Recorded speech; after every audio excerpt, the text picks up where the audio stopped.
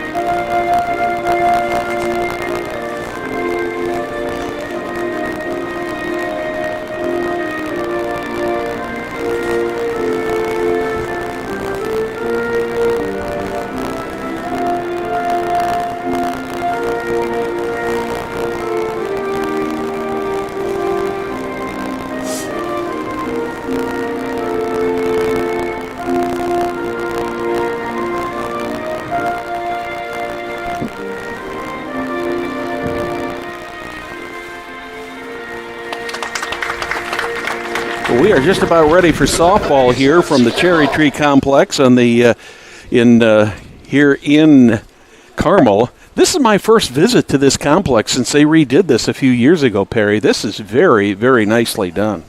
Absolutely, it's a very nice facility, and it's great to be here. In fact, Jim says this is his favorite place now. So.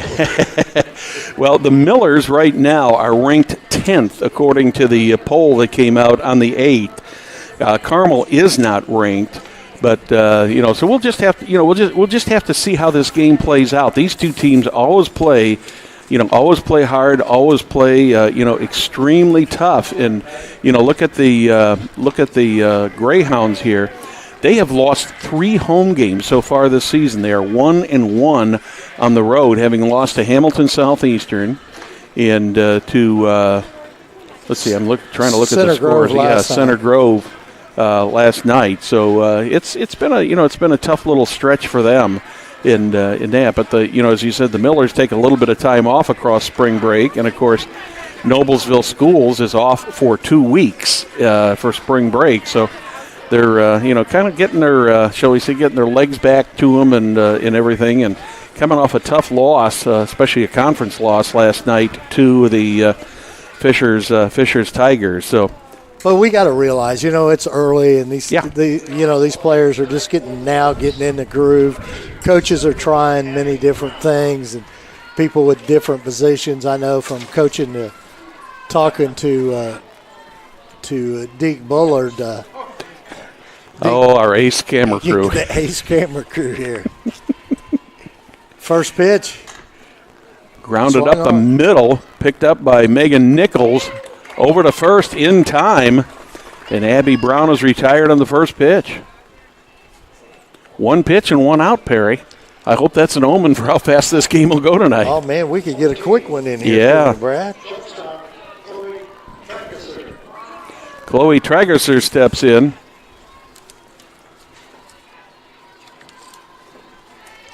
One out, nobody on. Tragerser is probably batting the best of any of the Millers at .556. Takes that first pitch a little high and outside for ball 1. She's a junior, and she's hit 2 doubles so far this year of her 5 hits and 3 RBIs.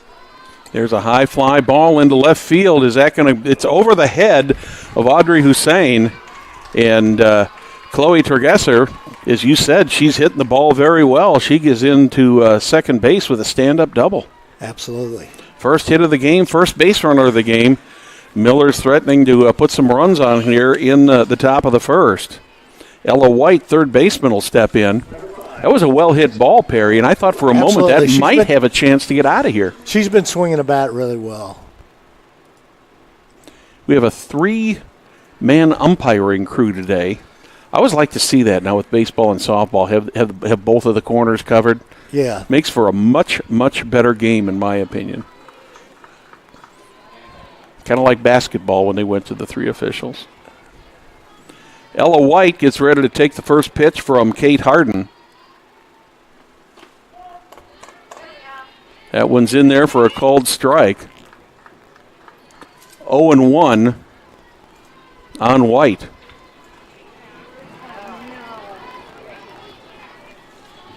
Chloe Tragerser at second base. Another strike called. That one looked a little bit high, but apparently hit the zone. So Ella White is in the hole at 0-2. See, Ella's another one. She's a little under 300 right now, and she was a 400 hitter last year. Mm-hmm. There's a pop to the right side. First baseman Brooke Bear gave that a try, but it was probably about 5 feet out of her reach. So the count will remain 0-2 on Ella White. The one thing about it, by the Millers going to the semi-state last year, it's a little bit different for these young sophomores. There's a lot of talented sophomores in this Noblesville team, but they're now the hunted. Yes, they are. Everybody knows what they can do now. They got that big bullseye on their back. There's another ball fouled off to the right. Still 0-2 on third baseman Ella White. Ella's batting right at 300. She's had 10 at-bats with 3 hits and 2 RBIs. Well, you get a good game or a bad game this early in the season, Gary, and it really skews that batting average. Absolutely. Another foul ball back. Last night in the game against Fisher, she probably fouled off 6 or 7 before. I think she's fouled off at least 4 here already. Yeah.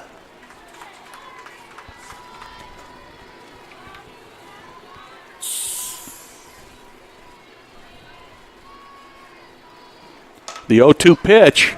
That is a close, foul ball. Ooh. That was real close down there, Brad. Brooke Bear looked like she almost could have reached out there and got it. Yeah, and if that had touched her, I think it would have been a fair ball because absolutely. she was in fair territory. Absolutely, Brad. Still 0-2. Harden has done a good job of hitting the zone with all these pitches that have been fouled back. Ella's a third baseman for the Millers. She's a sophomore. Swung on. That looks like it. Foul by about 5 feet. So another foul ball for Ella White.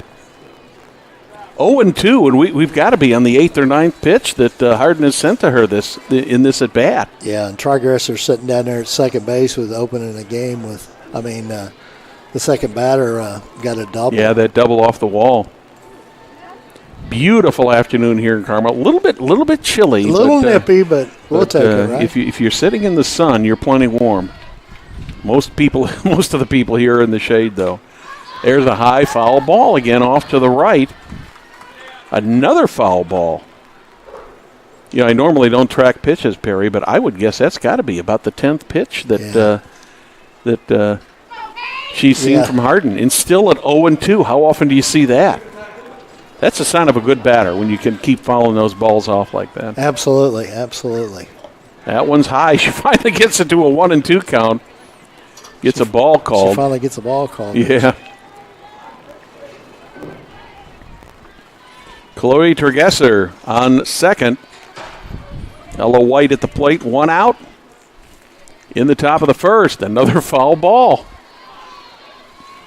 She may be here all night, Brad. We just may be fouling. Yeah, we were talking about how this game was moving along quickly, but that's about a dozen pitches now that Kate Harden has thrown already to Ella White. You know, we don't have any stats on Harden because this is, as far as we know, the first game that she's pitched. She may have pitched a little bit on the JV, but we don't have any style. There's a hit into right center field. That's going to bring Tergesser around, and White is going to have a stand-up double. That was a great at-bat there, right there. That was a fantastic at-bat for Ella White. But, you also got to give Kate Harden credit. I mean, she hung right in there. That's a tough situation when White keeps fouling those pitches off. And that was really a pitcher's battle right there. Yeah, that was a great battle because that was at least a dozen pitches. That's going to bring up the catcher, Julia Furiak, batting cleanup today. Voice you hear in the background, of course, is that of Scott Gregg, who's been public address announcer here at Carmel for many, many years. Our good friend Scott. Good to see him. Furiak takes the first one for a called strike, and on the pitch, White takes off for third base, and she's in there with a stolen base. Looked like Furiak was thinking about bunting. I wonder if they had a hit and run on that. Yeah, I think so. Well, I'm pretty sure. Or at least a sacrifice. I'm sure it was they probably had a hit and run on there because 0-1 on Julia Furiak. Here's the 0-1 pitch from Harden. That one's right between the third and short, and the Millers have already got 2 runs here and 3 hits early here in this game. So that brings Ella White into the back to the plate for scoring the second run. We'll get a pitch. We'll get a courtesy runner here. Yeah, for the catcher.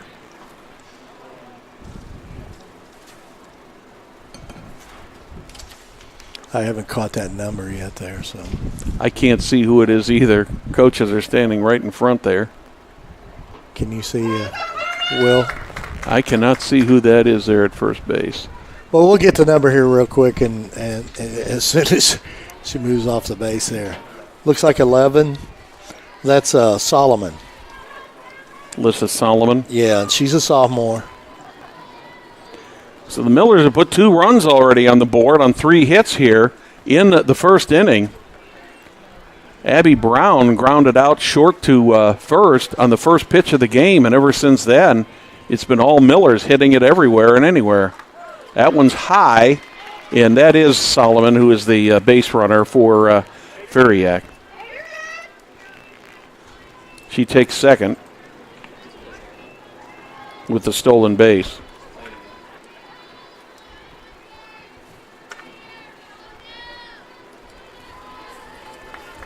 She just took off with that pitch, Barry. There was no doubt where she was going. 1-0. Fouled off. Oh, she probably swung at ball 2 there, but I think she was trying to check her swing and got too far around. 1 ball, 1 strike on first baseman Emily Minot. Minot's hitting 444 for the season so far in the first 3 games. You know, she was one of the big heroes in last year's regional with a home run. Mm-hmm. Solomon's got good speed. She usually runs for the pitcher or the catcher, so she's got good speed on the base pass. 2-1 on Emily Minot. Yeah, that game up there at West Lafayette and Harrison, that's a very pleasant memory for you and I going up there for that game. Yeah, That was a lot of fun. It was kind of the spur of the moment, Yeah. too. Call me at 1:30 and say, hey, you want to go to a game today? And you said, where? And we said, up. All you had to say was Jim was driving and I was there. Yeah. Rick Vanderweilen, our cameraman, boy, were we lucky that day. Yeah, we were in the big time. Mm-hmm. There's a ground ball to second. Kotzelenik picks it up, gets it over to first for the second out. But on the play, Alyssa Solomon moves over to third. Nice play by Stormy over there at second. 2 outs here in the top of the first. Millers have already got 2 runs and 3 hits. Bring up the pitcher, Maddie Taylor. Single here helps her own cause, Perry. Believe it or not, Maddie Taylor has not got a hit so far this season. Wow, that's hard to believe. Yeah, real hard. First pitch to Taylor's high for ball 1.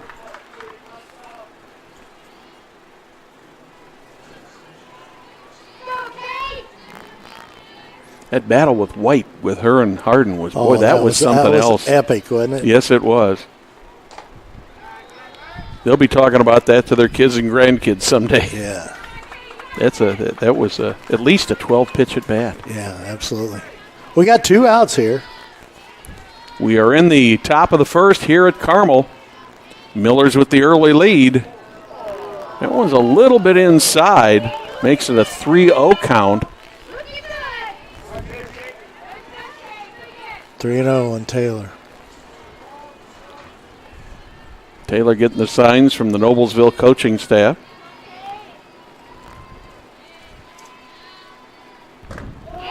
Yeah, that one's right down the heart of the plate. You know, I could probably umpire from right here. Yeah, I have no doubt about that. Yeah.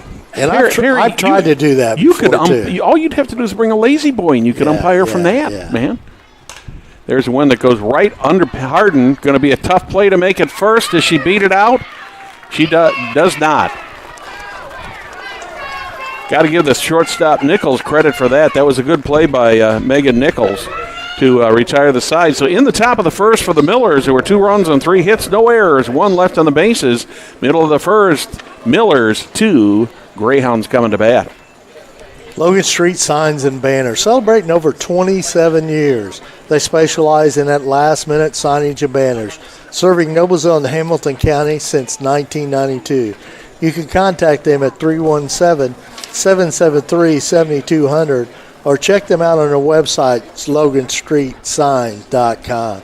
It's hard to believe that they've been there 27 years and Jim's only 30. You know, He started pretty young.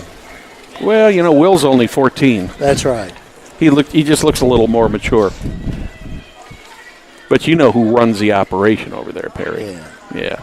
Who's that? You know, the 2 ladies over there who are in charge? Yeah. And they remind them every day that they're in charge. Yeah, Will's boss and Lucas's boss. I don't think either of them are very bashful, are they? No. Yeah, you ought to just stop by there, Logan Street Signs and Banners, or stop at Noblesville Trophies and say hello to the crew over there.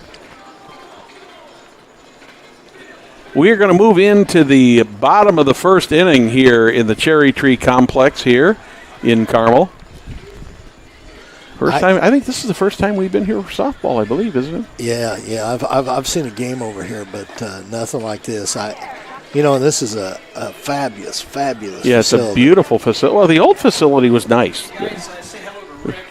There was no doubt about that. Say hello to our good friend Rick Vanderweilen. He's tuned in this afternoon. Rick, of course, with IHSAA TV and many, many years ago with Hometown Sports, Hometown Television, also what was at one time HCTV, Hamilton, or Hoosier Cities Television. I think that's what that stood for, Channel 19 on Comcast years ago. Greyhounds will send their 1, 2, and 3 batters up to face Maddie Taylor. First batter will be the shortstop, Megan Nichols. Megan Nichols is batting 3-3-3, so. First pitch to Nichols is high and outside for ball 1. Nichols has had 15 at-bats with 5 hits, Brad, and 1 RBI. It's hard to get RBIs and be the leadoff hitter. Mm-hmm. There's one that's going to go foul into the, out of the field. I thought that might end up in the bullpen out there with the tarp, but it ends up all the way out on the field by the friendly people there at the ticket gate. Count is even, 1 ball, 1 strike. Looks like we've got a momentary delay there while Riley Moore adjusts her hat. Yeah, was adjusting her hat a little bit, trying to. You got to look good, Well, you got to get the brim of that hat just right because depending on what these clouds do, that sun could be a big factor out there in right field. The 1-1 pitch, hot shot to third, picked up by Schergesser. She rifles it over to Emily Manette for the first out. Had some good fielding out here already in this first inning. Absolutely, but both teams have got a very good infield. Yeah, well, both of these programs are they're top. They're A1 programs, and it's actually a little bit of a surprise not to see Carmel ranked in the top 25 because for the most part they're almost always ranked up that high. I see the Carmel pitcher's father and mother sitting here behind us. Curry Harden, who was formerly the head coach of the Hamilton Southeastern Royals baseball team. His wife here taking in the game today. Watching daughter Kate. Stormy's probably one of the best hitters in the state of Indiana. She has been. I mean, she's been a phenomenal softball player for many, many years here. 1 ball, 1 strike, 1 out, nobody on. We are in the bottom of the first. She's a junior. Mm-hmm. Right? Seems like she's been around for a long time, right? Yeah. She's pretty widely known in the softball circles. Well, the other thing is, Perry, is you have a tendency to remember people who have the unique names a little bit more. I mean, Smith, Jones, Miller, and all those. You forget about all those, but Kotzelnik, I mean, that's a name you remember. Yeah. 2-1. Swing and a miss, evens nice the count pitch. up 2-2. Good off-speed pitch. We got 1 out here. We're in the bottom of the second inning. Miller's leading 2-0.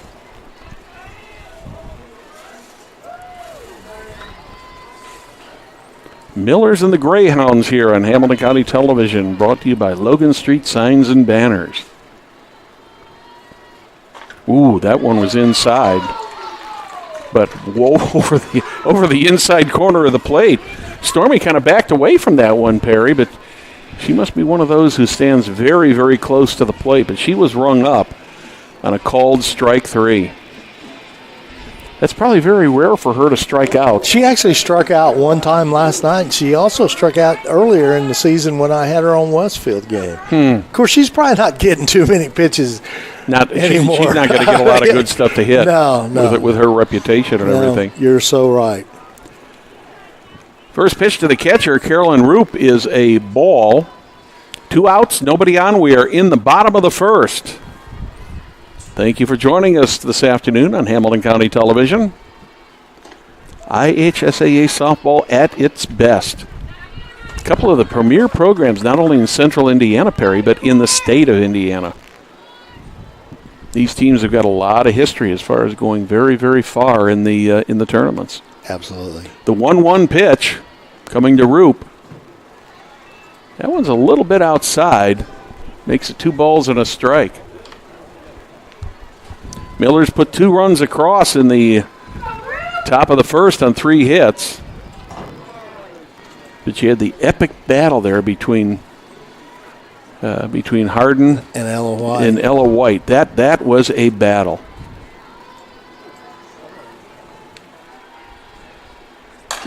There's another ground ball to short. Progressor's got it over to first.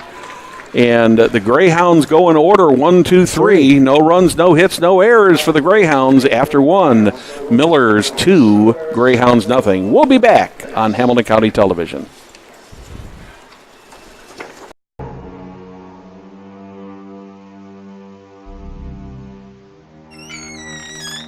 Can I help you? Yeah, I'm looking for Logan Street signs and banners. You found us. But this ain't Logan Street. This is South 10th. We moved 22 years ago. Well, how come you didn't change the name? That would have just confused people. Well, actually, South 10th is Allisonville. If you're from Fishers. Well, before that it was 37A, and before that it was State Road 37. So you're telling me that Logan Street signs and banners isn't on Logan Street anymore. It's actually on South 10th. That's Allisonville and Fishers. And before that, it was 37A and 37? So you got that straight? Logan Street signs and banners conveniently. Well, we're back here at Carmel High for Carmel High School softball. Here's Carmel High School and the Noblesville Millers. In the top of the second inning, and the Millers are up 2-0. The batter for the Millers will be number 10, Riley Moore. Millers managed to send 6 players to the plate in the first inning against Kate Hardin. I was just talking to her dad here between innings about that battle, and he was telling me in the game they played against Center Grove last night, Kutzelnik had a battle like that against their pitcher. Rick's watching us on his big TV. Yeah. Here, Perry, take a look at that picture. Oh, man, he's got a made, doesn't he? Well, you got to understand that that's about a 120-inch TV that Rick has there in his family room. Rick Vanderweilen taking a look at the game. Thanks for sending that picture, Rick, over to our executive producer, Jim Wofford. We appreciate your comments. If you got comments for us, you can reach us on Facebook and Twitter, any number of different places. Here's Riley Moore. She takes a first pitch. She pops it up. Kutzelnik is right under it. That ball took a long time to get down, but it finally did get down. Well, once again, the leadoff batter for the Millers, Perry, just like in the first inning, Abby Brown swung at the first pitch and grounded out. So we'll have to see what Kylie Lowry can do here. The right fielder, she steps in, batting in the 8th position for the Millers.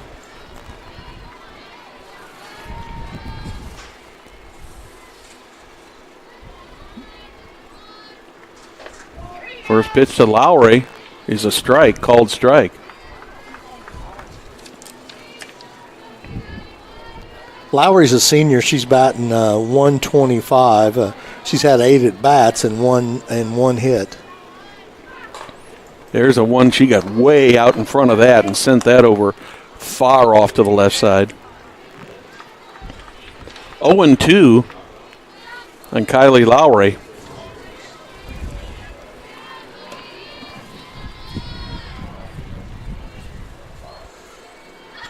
Here's the 0-2 pitch from Hardin. That one's high. 1 ball and 2 strikes.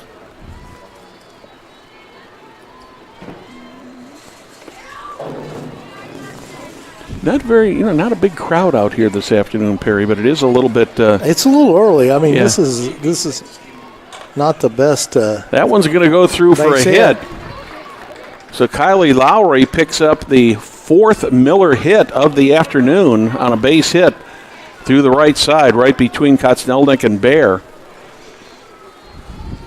Just have to see now if Brooke Bear and Kate Harden, if they try to keep Lowry there at first base, or if she's going to be, Deke Bullard's going to be aggressive the way he runs out there today, or just what's going to happen there. I think you're going to see maybe a bunt here or a little slap. Mm-hmm. Little hit and run. Yeah.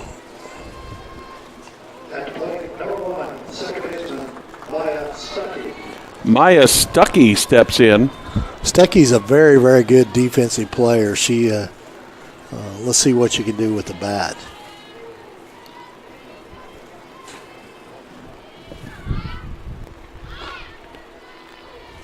She actually had to kind of defend herself there because that was almost chin music. They asked if she went around, but she did not go around, so that'll be ball one.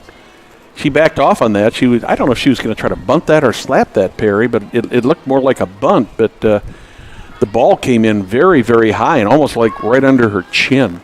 Little chin music? Yeah. 1-0 to Stuckey. She hops out of the way of that one, 2-0.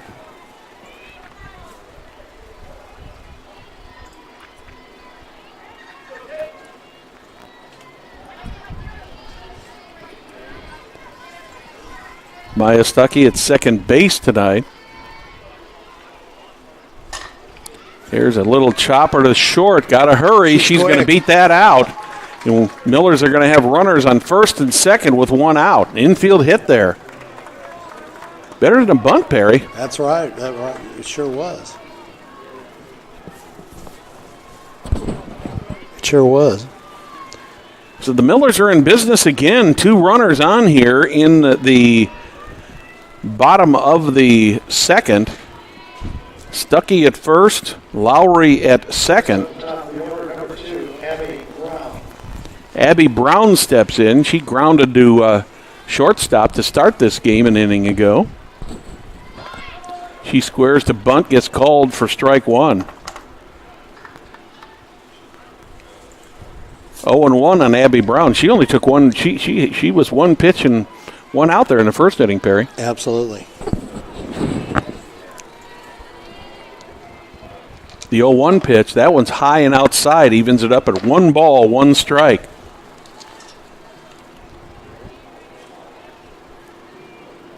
Brown's a senior. Harden set to deliver the 1-1 pitch. That one's right in there over the inside corner of the plate. Good pitch.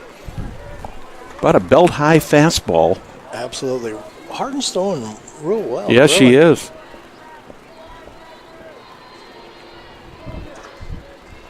A ball and 2 strikes on Abby Brown. Ooh, that was close. Yeah, 2-2. Evens it up at 2 balls and 2 strikes here in the top of the second inning. 1 out, 2 on, 2 balls, 2 strikes to number 2. A lot of deuces up there in that scoreboard right now. Certainly are. Deuces are wild. Here's the 2-2 pitch from Harden.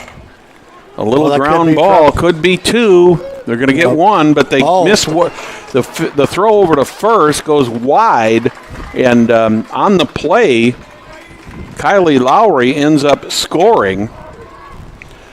Maya Stuckey was out at second on the fielder's choice, and Abby Brown technically reaches on a fielder's choice, and then an error on the throw. I couldn't tell whether that was a shortstop or I think it was a shortstop. Yeah, it was a shortstop. So there'll be a hit. There'll be an error 6 on there. The Millers do score 1 run, but the Greyhounds do get 1 out. So that brings up Chloe Tergesser. She had a double her last time up. She gets another double, and the Millers get another run. Absolutely. Tergesser's hitting that first inning was right off the wall, just a little short of getting out of here. That one's over to the left of third base into foul territory. She turned on that ball really well. Millers with 1 run, 1 hit, 1 error so far here in the top of the second. They're ahead 3-0 here in Carmel. We got 2 outs. 1 runner on at second. Abby Brown reached on a fielder's choice and advanced to second on the air by the shortstop Nichols. There's a foul ball coming right back in front of us. Will, you should have. Oh no, it's Lucas is on the camera now. Man, we switch off here. If Lucas had these had guys get tired. You know? Well, if Lucas would have had a net, he could have caught that. Our problem with our cameramen is they got to eat every inning. Well, that's true.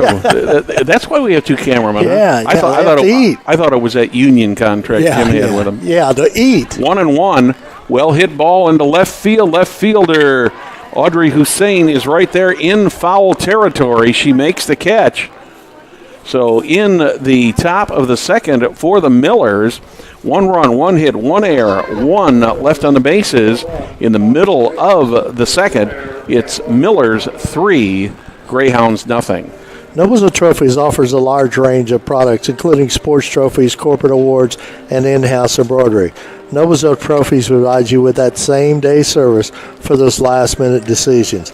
Contact them at 317-773-7391 or check them out on the website, noblesvilletrophies.com.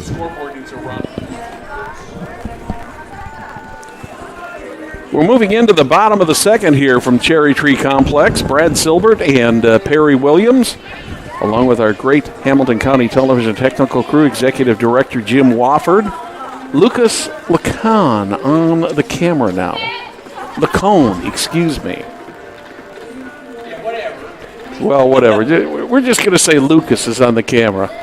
Now, Will has got an easy name to pronounce, and we cannot forget his name, Mr. Wofford. But he is on his well-deserved second inning break. Greyhounds went 3 up, 3 down in the bottom of the first. They'll have their 4, 5, and 6 batters coming up here to face Maddie Taylor.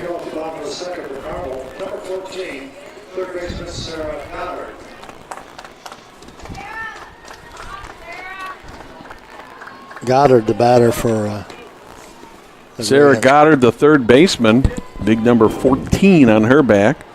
Yeah, she's batting .250. She's had 16 at bats and ground ball to the second baseman. Stuckey scoops it up, gets it right over to Emily Monette. 1 pitch, 1 out here in the bottom of the second. With the exception of that one throwing error, this has been a good defensive game so far, Perry. Absolutely. That'll bring up the first baseman, Brooke Bear.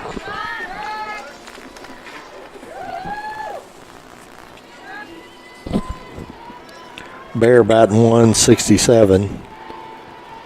2 hits at 12 at bats. Takes the first pitch for ball 1. Of those 2 hits, 2 of them have been doubles, Brad. So. Mm-hmm. The 1-0 pitch from Taylor. Third baseman White picks it up, gets it over to first. Another nice ground ball out there for the Millers, Perry. Yeah, Maddie Taylor seems to be throwing pretty well here tonight. Mm-hmm. She struggled a little bit last night. Yeah. And I think that's why Deke Bullard's going with her tonight. Get her confidence up a little bit. Yeah. And of course, with softball, these pitchers can probably pitch 100 innings in a week. That's a little bit of an exaggeration, but just a little bit. A little bit different for a softball pitcher compared to a baseball pitcher. Yeah. We got 2 outs here. Maddie Searless steps in.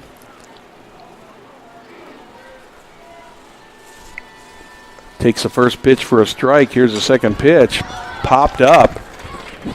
Ella White was charging in on that, and the Greyhounds go down in order here in the bottom of the second. No runs, no hits, no errors. We are through 2. It's the Noblesville Millers 3, the Carmel Greyhounds nothing on Hamilton County Television.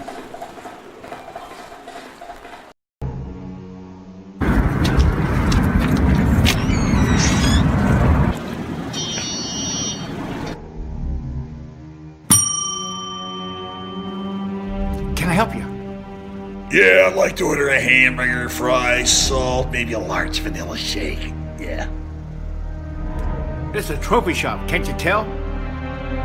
You got a counter right here. Isn't this where you place the orders?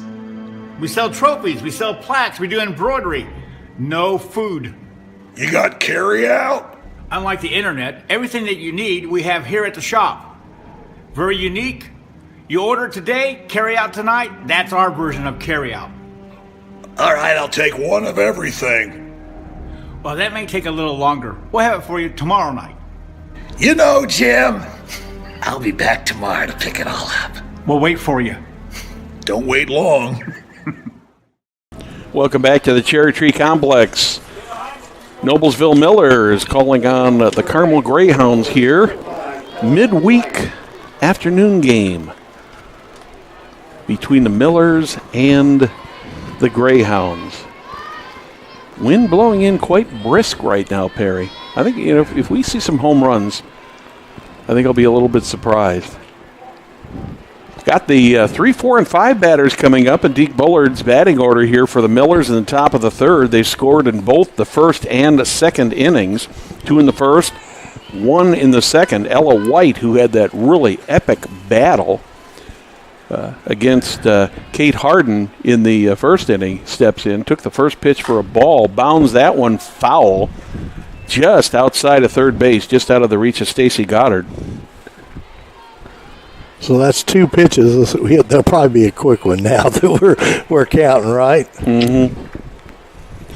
Well, Curry Harden, who was formerly the head baseball coach at Hamilton Southeastern and the father of Kate Harden, who is here in the press box with us today, he's going to join us here at the bottom of the inning. So be interesting to hear his perspective, Perry, on what it's like to, number one, be a former coach. He got just a little bit around on that one, and a well-hit ball by White, but it ends up going foul out of the reach of Audrey Hussein.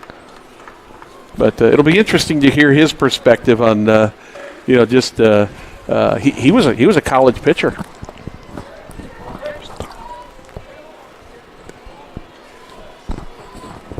One ball, 2 strikes. Ella White at the plate for the Millers. Scored one of the 3 runs that the Millers have got on the board so far in the first inning. Had a double. After probably about 14 pitches. Yeah. It took her a while. No outs, nobody on. 1 and 2. Here's the 1-2 pitch to White. That's a bouncer to shortstop. Kotzelnik gets it right over to first to Bear to retire Ella White. That's a big out because White has done a lot of damage. But the one thing about it, you got to get the first one before you can get the second one. Yes, sir. Right? Mm-hmm. Catcher Julia Feriak steps in. She had a single in the first. She ended up with credit for 1 RBI. Tregesser and White singled back-to-back in that inning. 1 out, nobody on in the top of the third. Hot shot just out of the reach of Stacy Goddard. And Julia Feriak is on base for the second time today. She really turned on that ball. Right yeah, there. She did. Right down the line, and I'm assuming that we may see Alyssa Solomon she's come in to run. over there waiting. Yep, they just have to make it official with the umpire staff. Yeah, that is Alyssa Solomon once again, who will be the courtesy runner for Julia Feriak. That'll bring to the plate the first baseman, Emily Minett. She grounded to second her first time up in the first inning. Solomon ended up getting to second base in that first inning, but didn't get any farther, did not score. Think we'll see a hit and run here, Perry, with 1 out? Yeah, possibly. Hit and run or bunt and run. Just something to get Solomon into scoring position.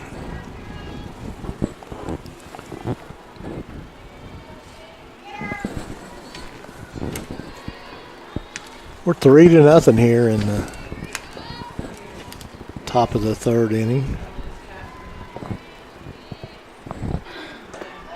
There she goes. Solomon steal. takes off, and she got in. She got her on the helmet. Yeah, she didn't get her on the slide because it was way too high. It was a high throw, but good throw ended up retiring Solomon for the second out.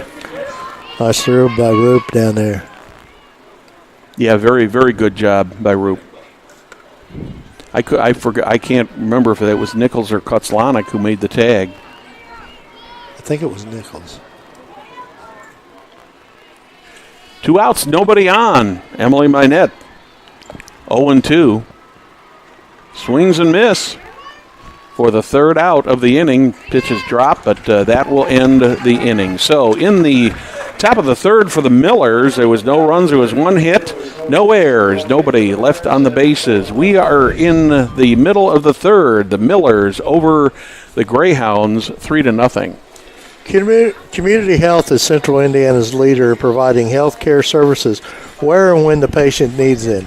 With any questions, you can contact Community Health at 317-355-7775 or check them out on their website, ecommunity.com.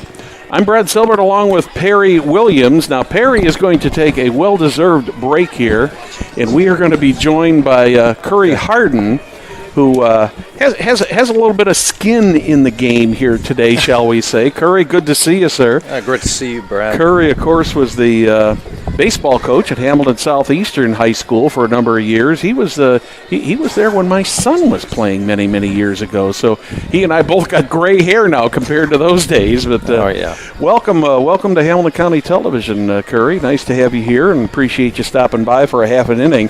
I didn't want to put any pressure on you and have you over here when your daughter was pitching, because I appreciate that. I imagine that can make. I know as a parent when I had a child play, and it was always it was always a tough one. But good to see the Harden family of not necessarily baseball but softball, continue with the round ball. Yeah, it's really been wonderful, the experience of seeing her develop, and seeing all these kids develop. And it's a relatively young team. Mm-hmm. But I see these guys improving, game by game, and just really, really have enjoyed being a part of the community. It does feel a little weird being out of my HSE gear right here. Here's a bunt, third baseman in quickly, and she makes the play. Nice play there by third baseman Ella White to retire. Ella, was that overall, I believe? Is that Greenewald. Greenewald. Okay, I had the wrong number on there. We had Ella Orval.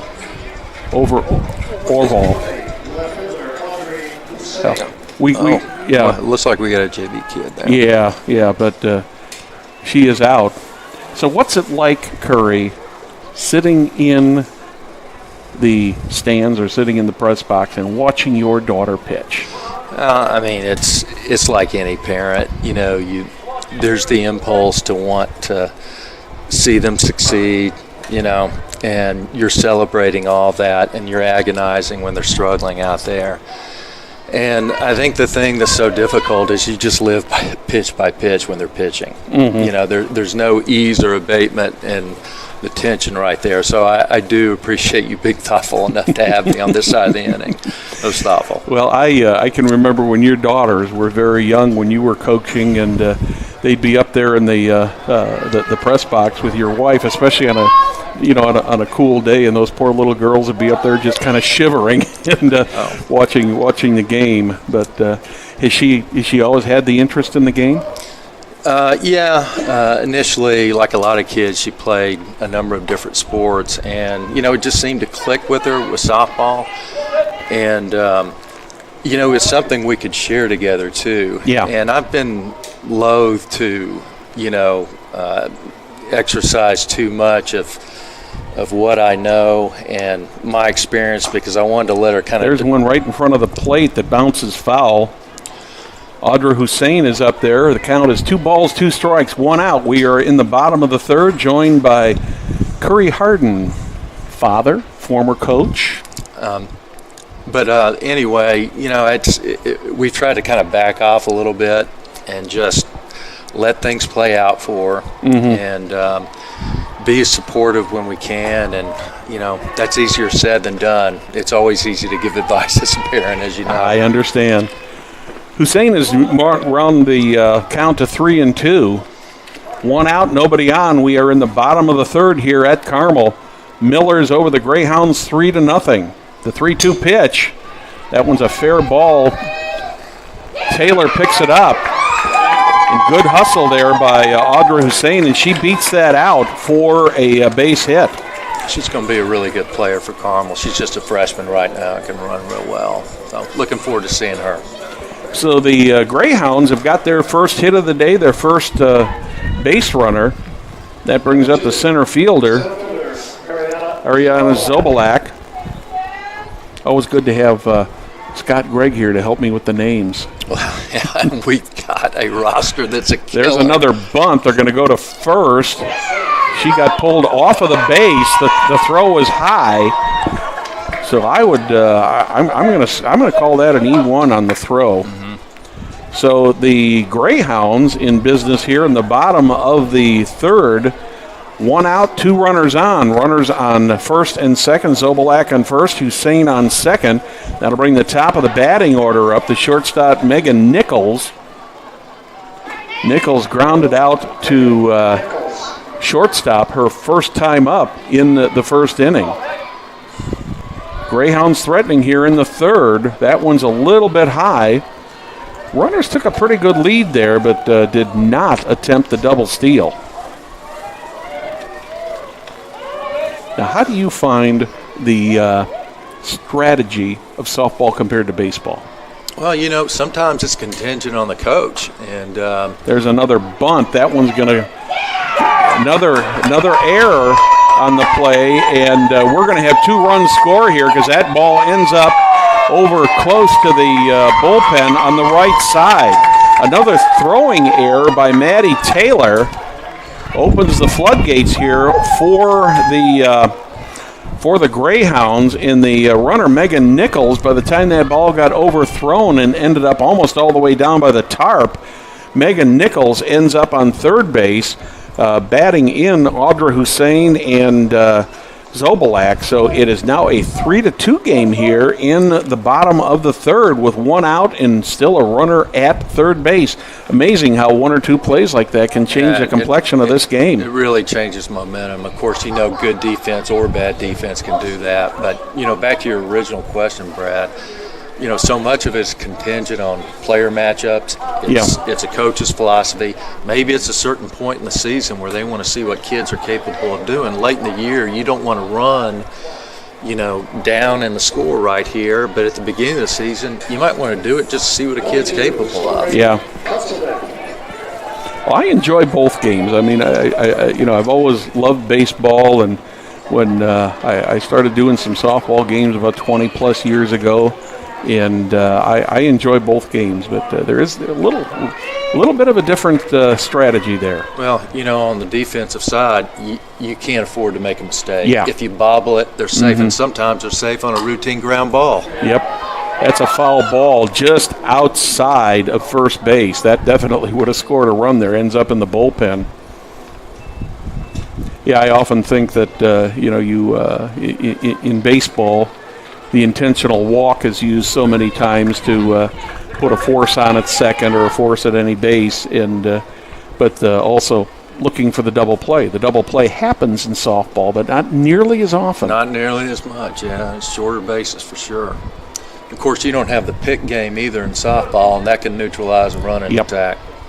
The 0-1 pitch, well hit to left field. That has got a lot of muscle on it, but that is going to go foul.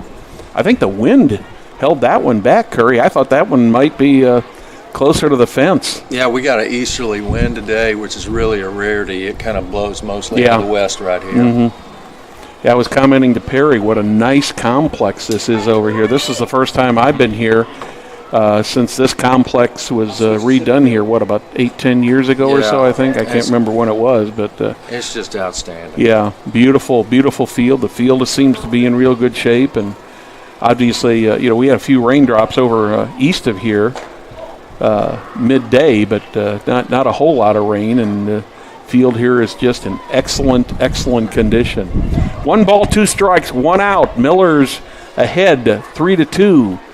Greyhounds have already put 2 across here in the bottom of the third. They're threatening to put the third one across.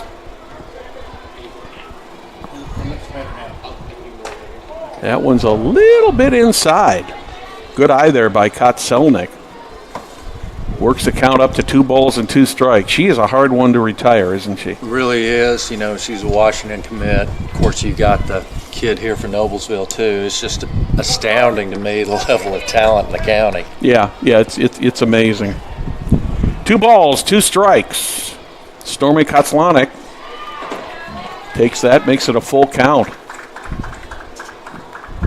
I commented in the first inning when she went down on strikes, that is anytime you can get her out, that is a huge out. Yeah, it is. That's like trying to strike out Babe Ruth. Well, it sets a tone, doesn't it? Yep, it does. You knocked the big dog down. Yep. Full count pitch from Taylor. Well hit. That one might be out of here. No, it hits the top of the fence, and Kozelnik is going to be on third base with his triple. Now we're going to, the umpire is officially, I think what happened here, Curry, is the third base umpire gave Kozelnik home already on interference. Absolutely. So Kozelnik does not get a home run, but she does get a triple and gets 2 RBIs. So the Greyhounds have come right back with a vengeance here. Only 1 out here in the bottom of the first, and the Greyhounds have already scored 4 runs on 2 hits, and 2 errors by the Millers have been very, very costly. Yeah, and we were just talking about that wind. I think that was really the difference maker on that knock right there. Yeah, if that wind had been either calm or from a different direction, she would have had a home run. But as it is, it's a 3-base hit for Kozelnik, and she was awarded home because of the interference by the third baseman, Ella White. That brings to the plate Caroline Roop. She grounded to short her first time up.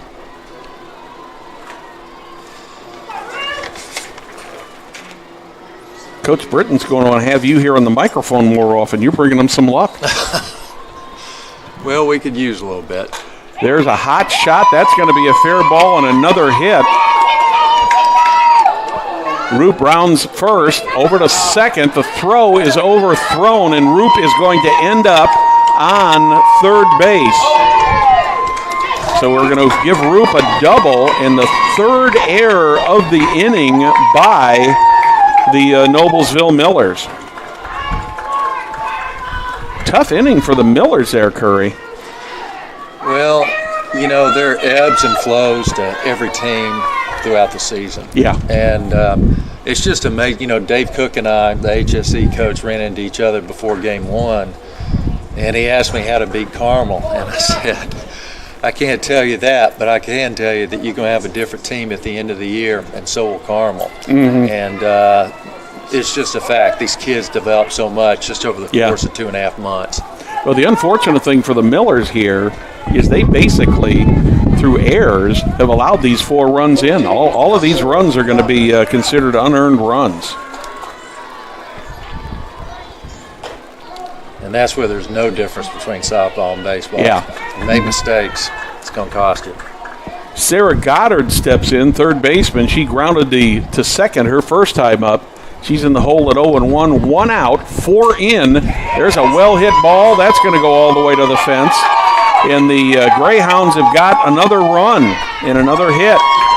4 or 5 runs on 4 hits, 3 errors so far this inning for the Carmel Greyhounds. And the Greyhound faithful are whooping it up down here in front of us. They're happy to see this. Team had kind of a rough start this year, but if this is any indication, it looks like they are going to be a team to be reckoned with here as the season goes on. And it looks like we are going to get a pitching change here for the Millers, and it looks like Bailey Ryan is going to come in and pitch. Yeah, it's been a brutal start. While Bailey is winding up or warming up here, let's remind you about the Greens Center for Lawn and Pest Control, Green Scene Lawn and Pest Control, based in Noblesville, Indiana. 20 years customized programs to specific needs utilizing the highest advancements in turf, landscape, and pest control science. Call Green Scene today for all your treatment needs, and this year, experience the difference of a top-rated company. Call them at 317-343-4222. That's Green Scene Lawn and Pest Control in Noblesville. It's our newest one. Welcome to our newest Hamilton County television sponsor. Greyhounds have put 5 runs across here in the bottom of the third, threatening to do more. And Bailey Ryan comes in to pitch for the Millers. You wonder if maybe those 2 errors that Maddie Taylor made might have affected her a little bit there out on the mound, Curry. Well, poise is such an important part. Oh, yeah. Composure. And, she's won a lot of big ball games, and she's going to learn from it.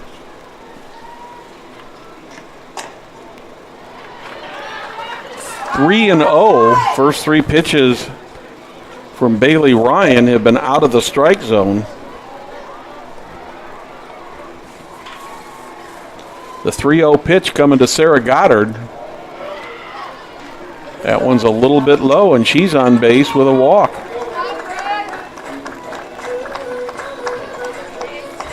No, correction, that's Brooke Bear is on base. My mistake. 11, batting Searles. Sarah Goddard is the one who hit the 2 base hit off the fence.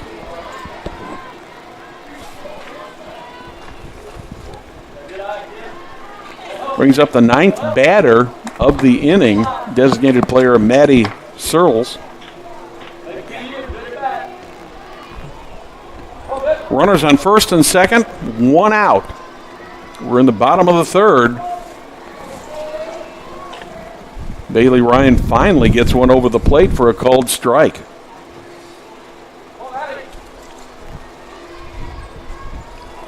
One and one out, 2 runners on, 5 in so far this inning.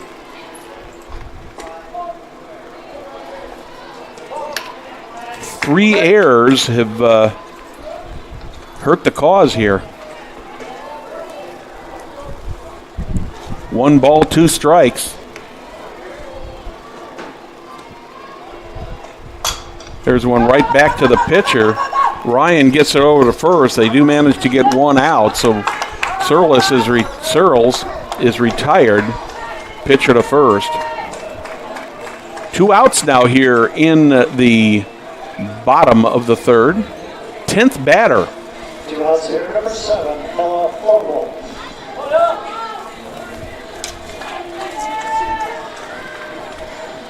Ella Orville steps back in. She led this inning off with a ground out to third base, which seems like about 20 minutes ago now, Curry. Yeah, oh yeah. Ball gets away. And this is a surprise addition in this lineup right here. Runners on second and third, 2 outs. 5 runs in so far this inning.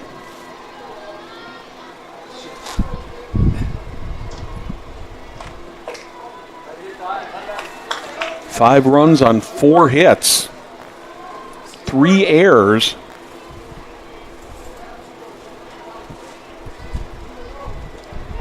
And the Greyhounds don't look like they're done yet. 2-0. That one's missed for strike 1. Now, when you were the pitching coach, when you had a pitcher struggling, what would you tell him? Well, you don't want a pitcher thinking too much when they're out there. And it's so, much easier. We got a ground ball here. There's a tap over to, that's foul ball. The umpire, she must have run into the ball, so they're calling interference. So foul ball is out. We are through 3 innings here at Carmel in the bottom of the third for the Greyhounds. 5 runs, 4 hits, 3 errors. Greyhounds are out ahead 5-3. Curry, thank you for joining. It's a pleasure to see you. Brad. We'll be right back on Hamilton County Television.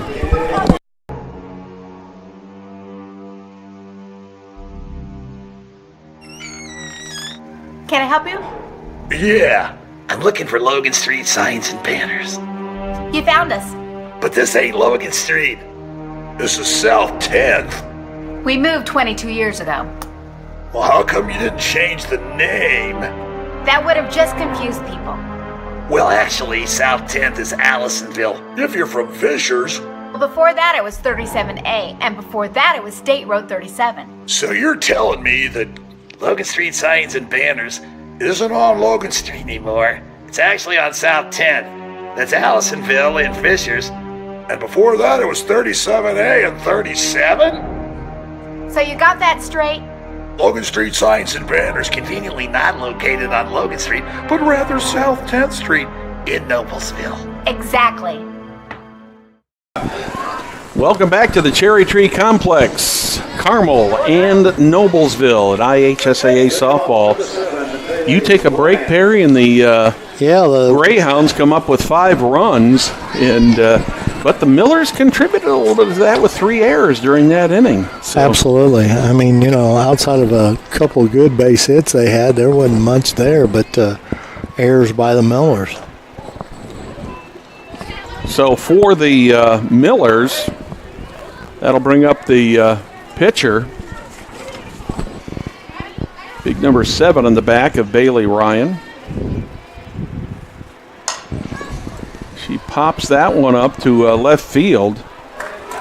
Audrey Hussein is right there to make the play for the first out.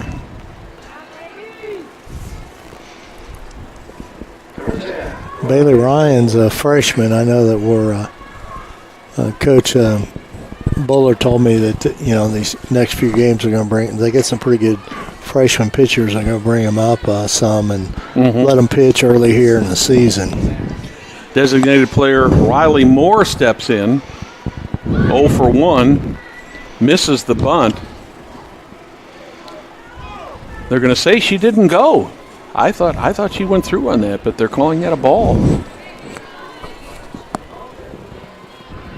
1 ball, no strikes on Riley Moore.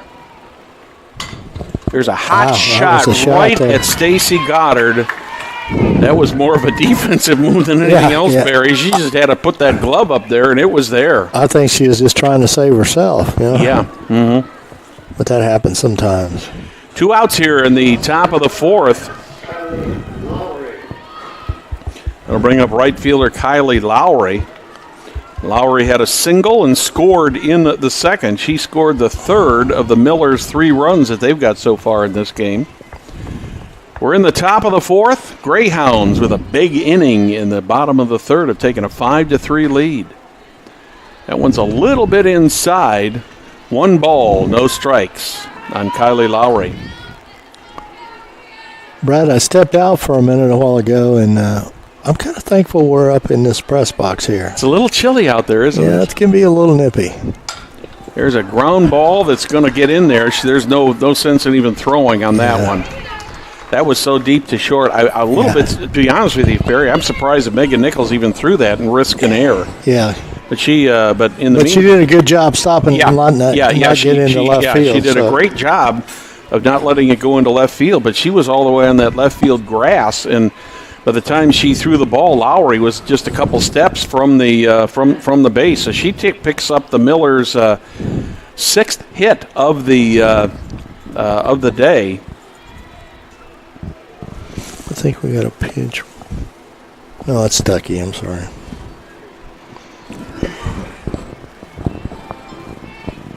Maya Stuckey's the batter for the Millers here. Yeah, Maya Stuckey, the second baseman. She got a hit last time and last time up. Mm-hmm.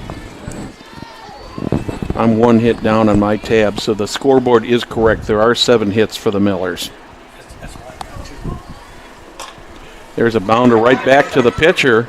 Harden gets it over to first, and the Millers are retired in the bottom or the top of the 4th. So in the top of the 4th for the Millers, there is no runs, 1 hit, no errors, 1 left on the bases. Middle of the 4th, it's the Greyhounds 5, Millers 3. Community Health is Central Indiana's leader in providing health care services where and when patients need them. With any questions, you can contact Community Health at 317-355 7775 or ecommunity.com. Welcome to our Hamilton County Television broadcast of IHSAA softball from Noblesville. It's the Millers and the Greyhounds here in Greyhound territory, Perry. Yeah, it's a pretty close. We're right. 146th Street. One side is Noblesville, the other side's Carmel. One of the easier road games to get to. Yeah. It doesn't take us long. You're coming from the... Especially from the studio. I don't know what took them today from the studio, but it was a pretty quick trip. The last inning, the Greyhounds ended up sending 10 batters to the plate and collected 5 runs. There's a number going in there just outside the reach of Abby Brown. And she's going to get a triple. She's going to try to get to 3, and she does. She never slowed down going around first or second base there, Perry, and that ball went all the way to the wall. Abby Brown tried to make a dive at that ball. There was really nothing she could do. There was no way she was going to stop it. Right now with the Greyhounds in the lead, 5-3, momentum is on the Greyhounds. Yes, you could see that on Harden out there pitching the last inning. I mean, she was. Ariana Zobalak steps in.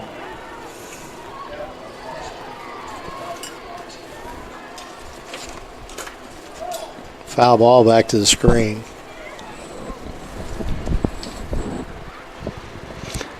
Brad, the wind's picked up a little bit out there. That flag is really moving. It is a little stronger coming out of the northeast now.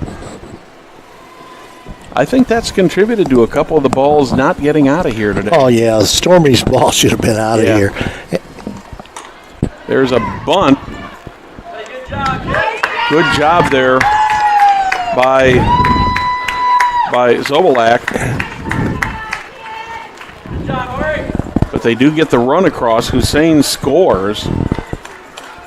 Yeah, on that play, they brought Abby Brown into the infield there, and she covered that base. It's kind of a shift on there. So So 1 out, but the Greyhounds have scored 1 run here. Top of the order for the Greyhounds and Ginger Britton's team. Come in here 1-4, not playing like a 1-4 team today, Terry. There's a hot shot down the left side, out of play. Before the game, I was talking, to some people, and I kind of figured, Stormy was in not a slump, but wasn't hitting to her level so far this season. But there's only 5 games, but. She definitely on that hit to the fence. That should have been a home run anytime. There's a fly ball into right field. Center fielder Abby Brown comes over. Yeah, she covered some ground there. Yeah, she did, but she had a good angle. Oh, yeah, she did. She had a better, Yeah, because the right fielder, Riley Moore, I mean, that sun's right in her eyes. 2 outs, 1 run in so far here in the bottom of the 6th. The Greyhounds out in front 6-3. In the bottom of the 4th. The bases are empty for Stormy Kotzelnik right now. Kotzelnik, I've watched her play now for 3 years. She is a pure hitter. She certainly, and that's one of the things that Curry Harden and I were talking about while you were out cooling off, shall we say, in the wind out there. And he echoed my comments that when they got her to strike out in the first inning, that is a big out to get beyond her. Yeah, and the one thing about it is, she's a University of Washington commit as a freshman. So. Well hit ball. Nice catch out there. Oh boy, that by Sterrett. Yeah, Sterrett almost underplayed that ball, but it goes as an out. So in the bottom of the 4th for the Greyhounds, there's 1 run, 1 hit. No errors, nobody left on the bases at the end of 4. Carmel Greyhounds 6, Noblesville Millers 3. We'll be back on Hamilton County Television.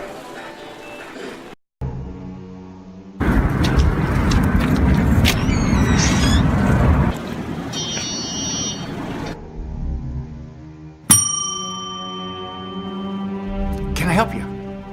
Yeah, I'd like to order a hamburger, fries, salt, maybe a large vanilla shake. Yeah. This is a trophy shop, can't you tell? You got a counter right here. Isn't this where you place the orders? We sell trophies, we sell plaques, we do embroidery.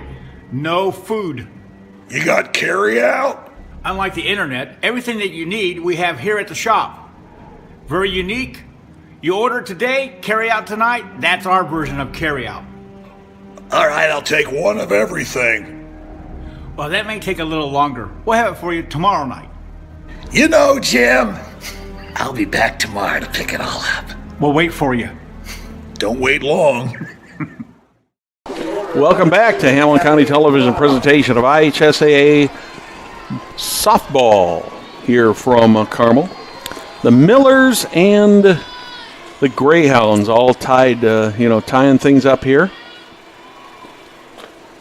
We're in the top of the fifth. The Millers will send the 1, 2, and 3 batters up in Deke Bullard's batting order. Abby Brown steps in. I see our good friend with the Hamilton County Reporter, Richie Hall's here. Looks like he's doing double duty because he's got a camera around his neck and he's got his note card, so he's busy. Does a great job with the Hamilton County Reporter. You can tell Richie is young because he hasn't got a coat on. Yeah, he'll learn that someday. 2-0 on Abby Brown. Kate Harden continues to pitch for the Greyhounds. Gets a called strike there to make it 2 balls and a strike. I'll tell you what, after that first inning, Harden settled in here and doing a pretty good job. She's done a good job. But she'll probably go home tonight and pull this game up on demand to see what her dad had to say. Yeah. Hey, Brad, did her dad say anything about, is this the first game she's pitched so far on the varsity? We didn't talk about that. You could have got a scoop here, Brad. 3-1. Bouncing to second base, Koselnik. She gets it over to first. Good play there by Stormy Koselnik to retire Abby Brown. You know, we talk about Koselnik's hitting ability, but she's a good defensive player too. Yeah. So she's that's why she got that early offer to Washington. She's a complete ball player. She's just an all-around excellent ball player. Chloe Tergesser steps in, scored the first of the Millers' 3 runs. Had a double in the first.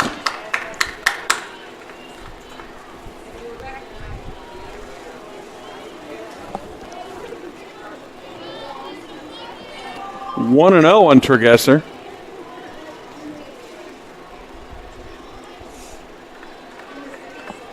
That one's a little bit low, 2-0. Yeah, Kate Harden had kind of a rough first inning. A little bit of... I mean, it's jitters, I'm sure. Yeah. Little rough in the second, but boy, in the third and fourth, she did very, very well. Well hit ball there by Tergesser. That one's in foul territory.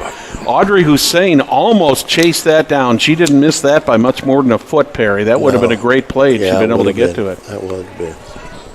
But the way the wind was blowing, that ball was tailing away from her. Yeah, that was a tough one. Makes it count 2 balls and 1 strike. Just goes as a long strike, right? Yeah. It'll go the same in the scorebook. A strike. Pitch from Harden. That one's high. 3 balls and a strike. Just looking. I don't think she's given up a walk today. Nope. You're right. Another one out there toward left. Hussein is chasing it down. She's got it just in front of the fence. That's a good play by Audrey Hussein there, Perry, because she had to watch that fence. Yeah, she was not more than a foot or 2 away from that fence. Good camera. Thanks to Will Wofford and his excellent camera work to capture that for our fans. Ella White steps in. Bounced out and got a double so far today. 1 for 2 officially.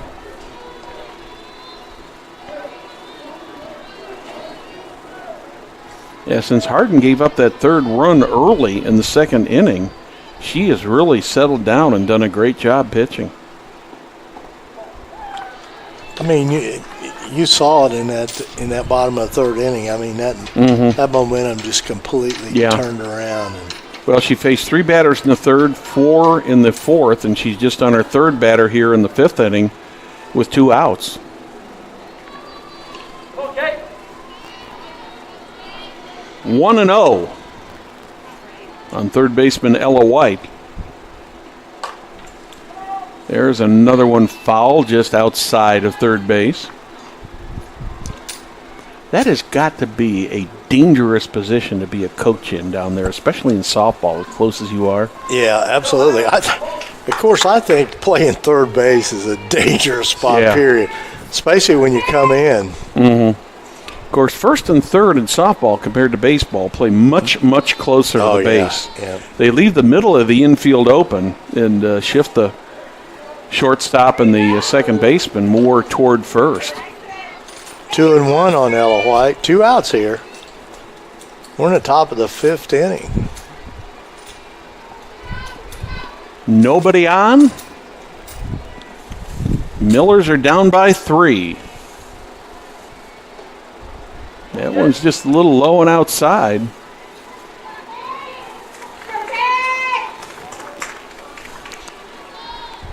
Pretty nice, the game starting at 5:30. We're at 6:42, and we're in the 5th inning. I'm not sure what the count is right now, Perry. The scoreboard's got 3-1, but I was thinking it was 2-2. Well, now it's going to be 2 strikes.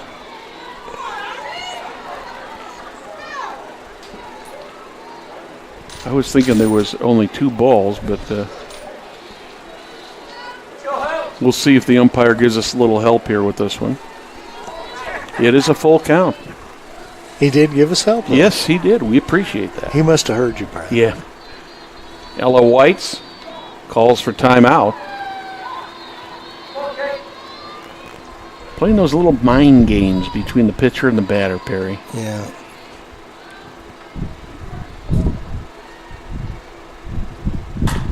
She turned on that one. Well-hit ball into left center That's field. That is a home run for Ella White. Wow. I didn't think that was going to clear the fence. I didn't either. I thought it was going to hit the top, but. Well, I think the only way anything was getting out of here today was probably in left center or right center field on a line drive, and that's exactly what Ella White did to put another run on the board for the Millers. So the Millers have now trimmed the Greyhound lead down to 2 runs at 6-4. That was a solid hit, too. Yes, you it was. Hear it coming off that bat. Yeah. I didn't think that had enough on it to clear the fence, but it certainly did. Yeah. In fact, I'm not sure until it got there. I mean, it kind of rised up a little bit, you know. Well, I thought it was going to hit the top of that. Yeah, I didn't think anybody would have a play on it. No. I figured it would. It was a double. I mean, it did a good job of splitting. Furiak and there's a Bullock and Hussein out there in center and left. You know, Hussein plays a good left field. She's got some good range out there. She does. Well, that foul ball she caught over there. That was and the first one that she didn't get to, she was very close. She had about a 50-foot run to get to that because she's playing near the line, but not that close. Evens the count on Julia Furiak at 1 ball, 1 strike, 2 outs, nobody on. The Millers have put 1 across here in the top of the 5th to make the score 6-4. 6 runs, 5 hits, 1 error for the Greyhounds, 4, 8, and 3 for the Millers. There's a hot shot to the left again. She got way out in front of that. That was a nice breaking ball by Harden. Furiak's a very good hitter. She's a catcher, and she can. Yeah. She's had 2 hits today already. 2 for 2, 2 singles.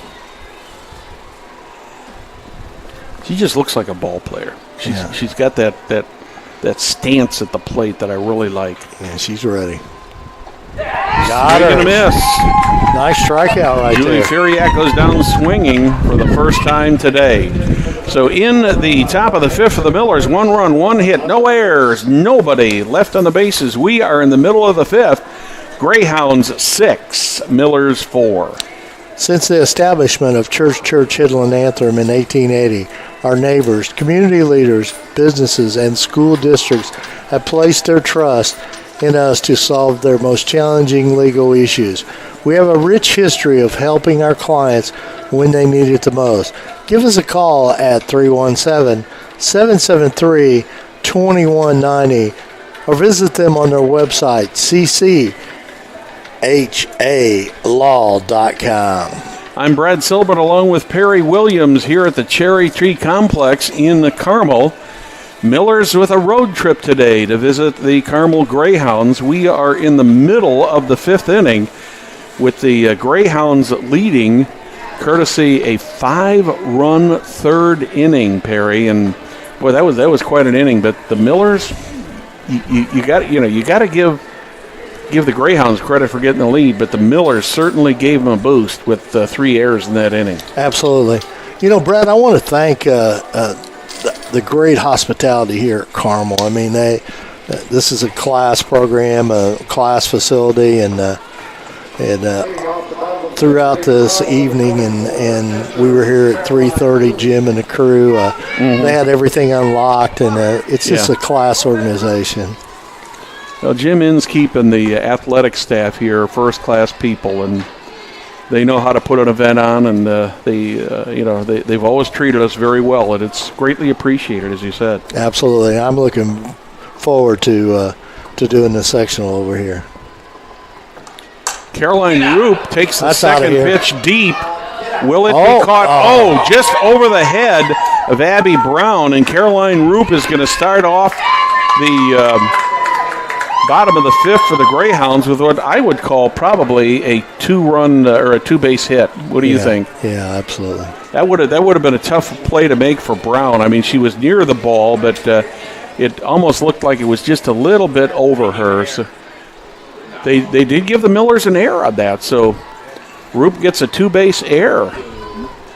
Error 8. 4th error of the game for the Noblesville Millers. And the one thing about it, Brad, is, as you well know, you cannot have 4 errors in the softball team and play a great caliber team. No, you can't. You just can't do that. Mm-hmm. There's a ground ball to short. That gets beyond. There's another error. That's going to go on Chloe Tregesser. I think what happened with her, Perry, is she either took her eye off the ball or was watching Caroline Roop and got blocked out or something. But unfortunately, lack of focus, Brad.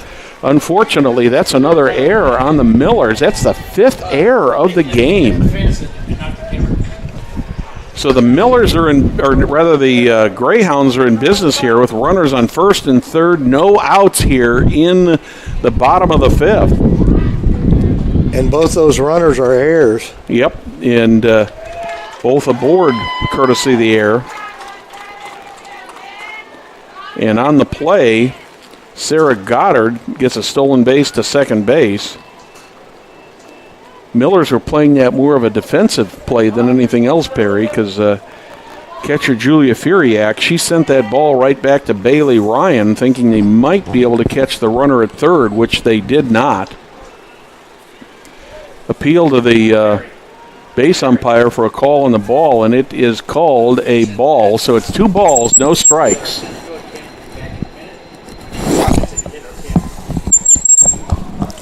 Our center field camera will be back on the air in just a minute when they hit that ball into center field out there. It hit our camera. So knocked it over, huh? Got. Is that a TKO or is that a knockout or a TKO? So we're trying to get it back. Yeah. 3-0. Time is called, and they're going to issue Brooke Bear an intentional walk to load the bases. Jim really thought it was they were calling timeout so we could set our camera back. Well, you know how Jim thinks.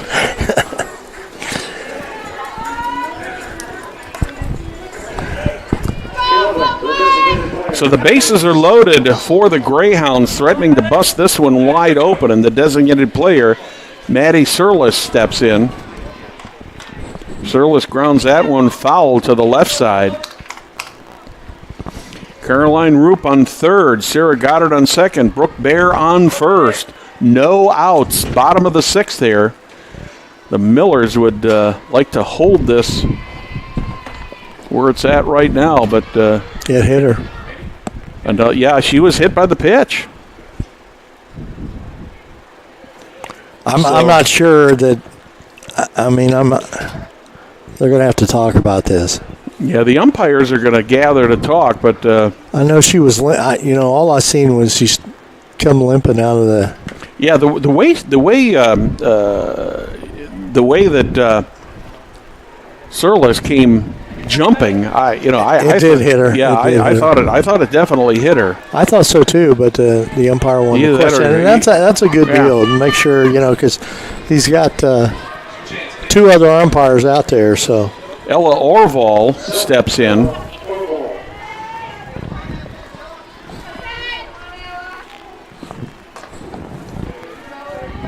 Orval is 0 for 2 today. Brad, here we are here, and they scored another run. You got one you intentionally walk, one you hit, and an error. So and on base, and the run that Dis scored was an error. So yeah, one run, no hits so far this inning. 2 errors. The errors have cost the Millers dearly here this afternoon, Perry. Orval fouls that one back. 1 and 2 on Ella Orval, the right fielder.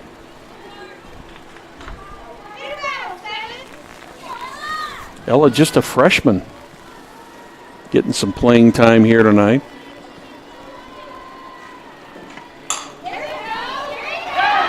That's going to be another error on the Millers. That'll be an E1. And the Millers pick up another run. Bailey Ryan tried to field that ball. She just took her eye off of it. That's the 3rd error already this inning, Perry. And there's still no outs and the bases are loaded. 8-4 now in favor of the Greyhounds.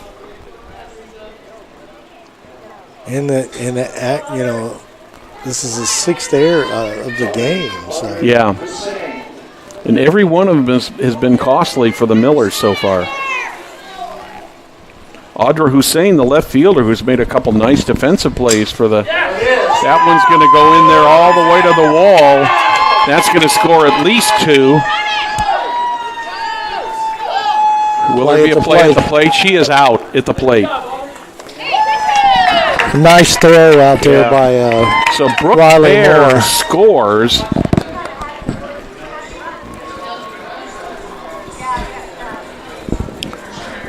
So Carmel has runners on second and third. Maddie Surlis was cut down at the plate. Ella Orval ends up on third. Audra Hussein ends up on second with a base hit. First hit of the inning. And we still got one out. One out. No outs. Yeah, there's still. one to play at home. Oh, that's right. Yep, that's right. One. So did we have one score? Yes. One. We've had 3 runs score in this inning. Yeah. So it is now 9-0. 9-4. Yeah, 9-4. Excuse me. Pitch for a strike.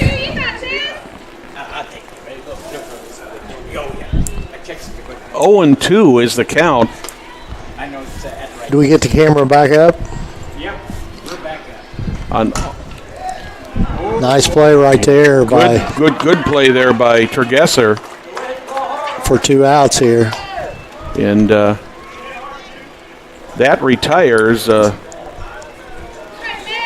Zobalak.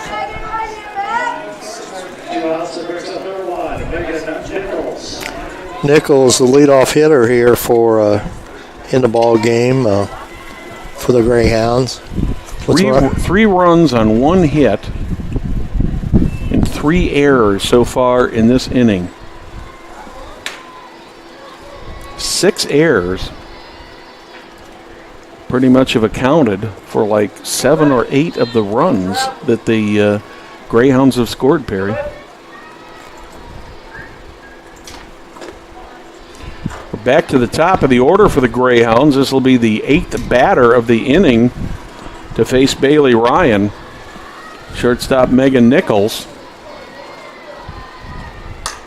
That one's going to go in there, and that's going to score at least one more. Going to be another play at the plate, cut off short. And the Millers have scored, or the Millers have given up 2 more runs. So far, 5 runs in this inning. That was a good base hit. Yeah, that was a good hit. That was a good placement of that ball between first and second to score 2 runs. So scores 11-4 now, another 5-run inning. Only the second hit of the inning. 9th batter of the inning coming up now. That's going to be Stormy.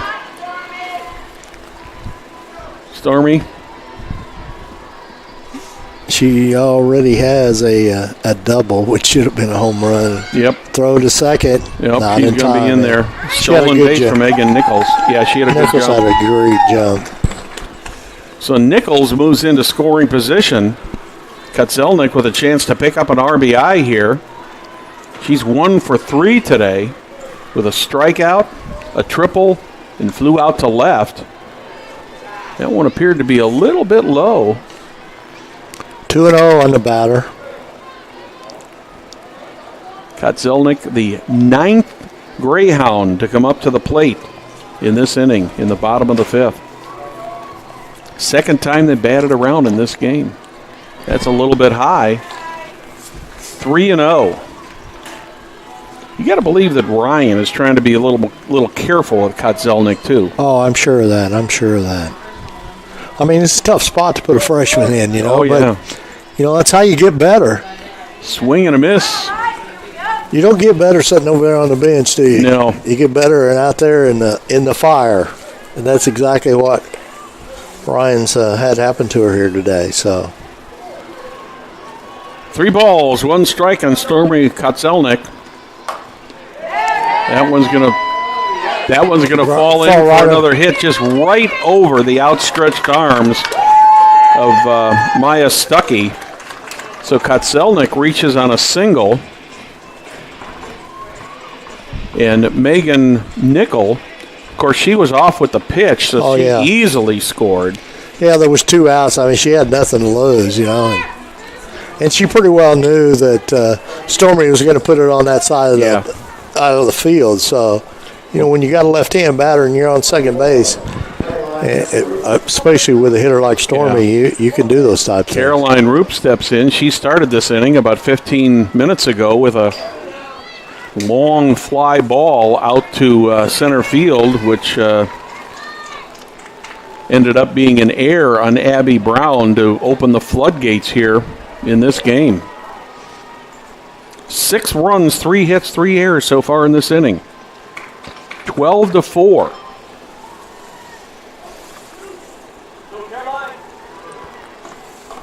Ooh, big swing and a miss by Roop. She's grounded to short, have a double, and reached on an error 10 batters ago. 10th batter of the inning. That one gets away. That'll be a pass ball, and Kutzelnik ends up on third base.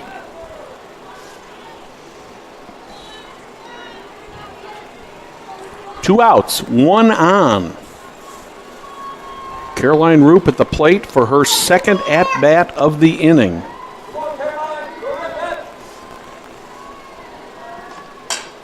There's a hot shot, stopped by the shortstop, Tregesser. White got the tip of the glove on there.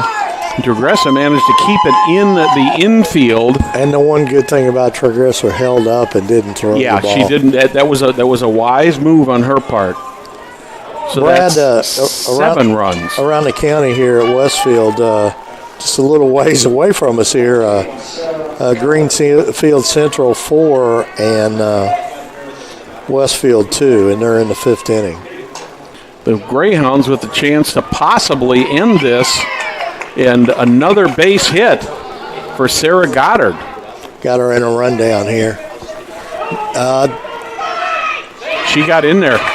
She got in there under the tag. And on the play, Goddard ends up on second after her base hit. And Roop is on third. And the Greyhounds are 1 run away from a 10-run rule here, Perry, in the bottom of the 5th.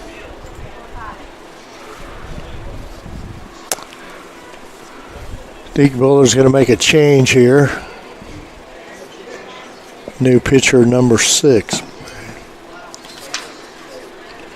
That is going to be Clara Bodinas. I believe that's the way it's pronounced. Yeah. She is a freshman. Obviously be her first appearance of the year.